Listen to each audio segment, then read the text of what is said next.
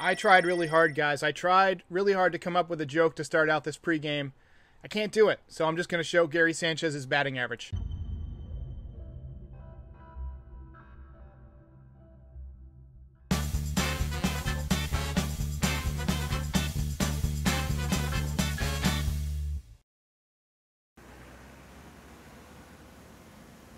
So we've all got our things that we look for during the baseball season. Some guys like high steal totals. Some guys like it when a pitcher wins 20 games. For some reason, I've always been interested in seeing who the fastest guy to 10 home runs is. For fastest guy to double digits. It's only been a Yankee a couple times to my knowledge in my lifetime. It was Tino Martinez in 1997 when he ended up with 44 home runs. And then it was Aaron Judge in 2017 when he ended up with 52 home runs. And last night, Aaron Judge hit his 9th home run, and he's leading the major leagues right now. Fernando Tatis Jr. has 8 with the San Diego Padres, but last night, Judge hit an absolute bullet. That one is drilled to right center. No chance. See ya. Up against a Toyota sign. A bullet home run the other way. Judge. By the way, Aaron Judge came out of that game early last night. And Aaron Boone said it was just precaution because he had played all 4 games on the AstroTurf, and they just want to take it easy on his legs, keep him healthy. So I get it. He's going to have another day off on Thursday. That should give him a nice week of, being easy on his legs. But the Yankees did pick up a 9-6 victory last night. That's the good news. Bad news is Gary Sanchez and Gleber Torres continue to struggle as bad as I've ever seen either one of them struggle. Let's start with Gary Sanchez because he is just impossibly bad right now. He can't even get a hit accidentally. He had a couple of long at-bats last night, 10, 12 pitches. I mean, it was crazy, but he was... I sound like Christopher Walken when I say, it's crazy, yo! Can't hit worth a damn. But he's batting .093, Gary Sanchez. He is 4 for 43 for the uninitiated. And 1 home run, 3 RBIs. He scored 3 runs. And look, his framing has been okay behind the plate. But to me, he doesn't look like he's blocking balls. He's whiffing on balls completely, both at the plate and behind the plate. I just don't know how you fix Gary Sanchez at this point. Since last July, he's hitting under 200. This is the second time in his career that he's had a prolonged slump like this. Back in 2018, he hit 186 for the entire season. And I feel like he just gets it in his head and he just puts so much pressure on himself and he tries to hit a 9-run home run with every at-bat. But he's just really struggling right now, and I don't know how you fix it. The Yankees don't have any other options. With the oblique injury that Kyle Higashioka suffered, he's going to be out for a while. And Erik Kratz is the epitome of R in WAR. That is, replacement player. He's not good. But, I mean, how much worse could he be than Gary Sanchez right now? I think you got to sit Gary Sanchez down for a week. I think you got to do it. I know he's supposed to be the best option the Yankees have, but you can't keep running him out there and watching him go 0 for 4. I know Aaron Boone says he's close. I know he had a lot of long at-bats last night. Those foul balls were impressive, but you got to do something. You got to put the ball in play. You can't keep whiffing at sliders. You can't keep swinging through fastballs that are 1.5 feet out of the zone. I'm sorry, you just can't do it. As for Gleber Torres, I feel like he's in a similar boat. He's batting .151 with 1 home run and 2 RBIs in 60 plate appearances, 53 at-bats. He has 6 walks, 12 strikeouts. His OPS, his on-base plus slugging, is .476. That's atrocious. Just 12 total bases in 16 games. That's horrible. Less than 1 total base per game. But I feel like Gleber Torres' big problem is that last night he started to take his offensive struggles out into the field. You can't do that at shortstop, especially right now, because it's such a short season and you've got so much leverage on each game. You can't have miscues in the field that are a result, in my opinion anyway, from struggling at the plate. He made 1 error and then he bobbled another that he almost threw away that almost cost the Yankees a run. But I feel like Gleber Torres, he's going to put it together eventually. Right now, he's just waving at the ball. He's just waving at sliders. He's all out on his front foot. He's off balance. He's behind on fastballs. If you watch both Gary and Gleber, it seems like they're always down 0-2. Get in the box, all of a sudden it's zip, zip.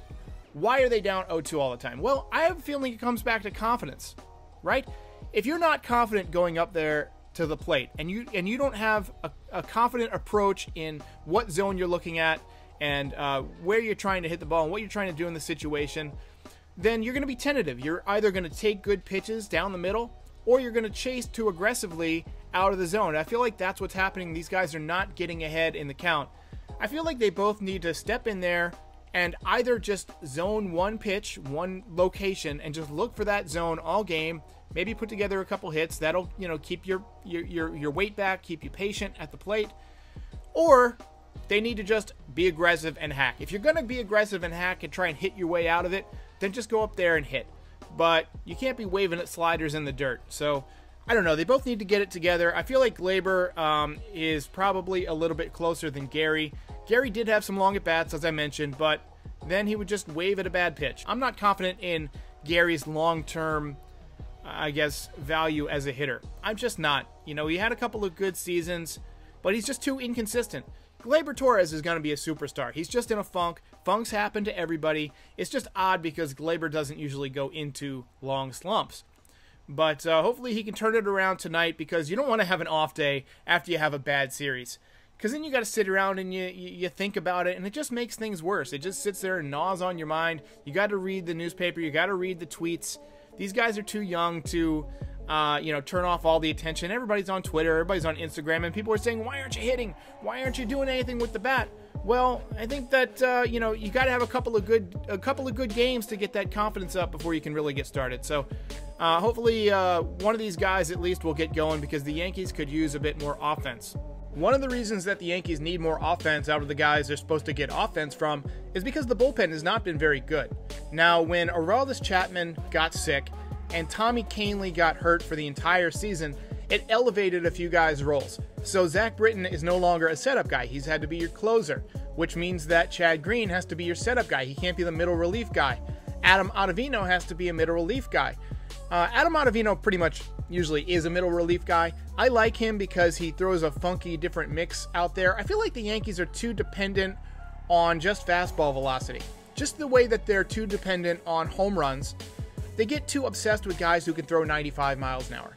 And I get it. Velocity is the greatest indicative piece of data when it comes to who will be successful on the mound, to getting outs. But in baseball, you have to take into account that guys need different looks as hitters. We need some more guys who can maybe throw submarine pitches or sinkers. You know what I mean? A lot of these underbelly guys of the bullpen, the David Hales, I don't even know half the name of these guys, the Albert Abreu, all these guys. They're guys who throw 95 mile an hour four-seam fastballs with a little breaking ball. That's what they are. But I feel like if you have like a bunch of those guys and you're not like mixing them in with other guys who give you a different look, it just makes those underbelly guys way more hittable.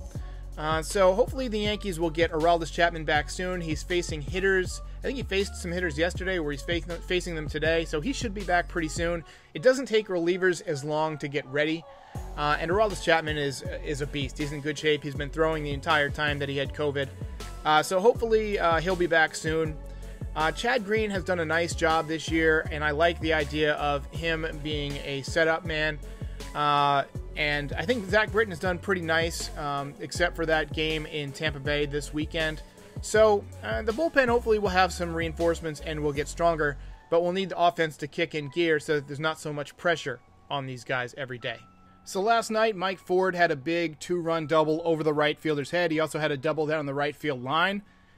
He also had that big home run in Tampa Bay, so he's starting to swing the bat very well. Luke Voit also hit that massive home run to left field. So I feel like Luke Voit and Mike Ford have first base locked down. Luke Voit is probably going to be the Yankees' first baseman 95% of the time. Maybe not that much. Probably 80% of the time, with Mike Ford sliding in there against certain pitchers or when Luke Voit needs a day off. Now, Luke Voit got hit with a fastball in the pinky last night. I can tell you for sure that's going to be swollen. It's going to be sore today. So it would not surprise me today if Mike Ford is in there at first base and Clint Frazier is in there at DH. And that brings me to my next point, which is without Giancarlo at DH, the platoon of Clint Frazier versus lefties and Mike Ford versus righties, I think is going to be nearly as strong as Giancarlo. So I don't think Giancarlo's loss is going to be as big a deal as everybody thinks it is. Now, Giancarlo is one of the most dangerous hitters in baseball, for sure. 1.038 OPS during his limited time this year. But the way that Mike Ford hits righties and the way that Clint Frazier hits lefties, it's basically, with that extra roster space, you're basically able to build an aggregate at the DH position that's just going to be unstoppable against either righties or lefties. So I really like what the Yankees are doing.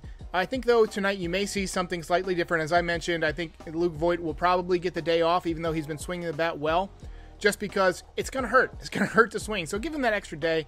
With the day off tomorrow, those 2 days should allow him to heal. So we'll see how he feels. He might come in and feel fine and demand to get in the lineup, but who knows. On the mound tonight, Masahiro Tanaka. I feel like tonight's a big start for Tanaka because he pitched so well last time out, and he pitched well the time before that against the Red Sox as well, but he hasn't gone longer than 5 innings. So tonight is a chance with the day off to really rest your bullpen. If Tanaka can give you 6 2/3, I feel like that's a really good start tonight. 6 2/3, 1 run. That's what he should be shooting for. Actually, he should be shooting for no runs, but you know, if you go 6 2/3, you give up 1 run, maybe 2 runs. I feel like that's the kind of start the Yankees need tonight. Take a little pressure off that bullpen, take a little pressure off the offense, because I feel like they're going to score more than 2 runs tonight, and really give the Yankees a chance to go into the off day and then into a weekend series against the Red Sox with some confidence. You get a 2-game win streak, you get 2 days off, sandwiching that win streak, and then you're starting over against the Red Sox, whom you just beat up on pretty badly. So I feel like tonight's a good chance for Masahiro Tanaka to really give the Yankees a bit of breathing room, a day of comfortable rest at home where you're in good spirits. So let's hope he pitches deep into the Blaze tonight. I will see you on the post game with all the highlights. Please like and subscribe. I will see you next time.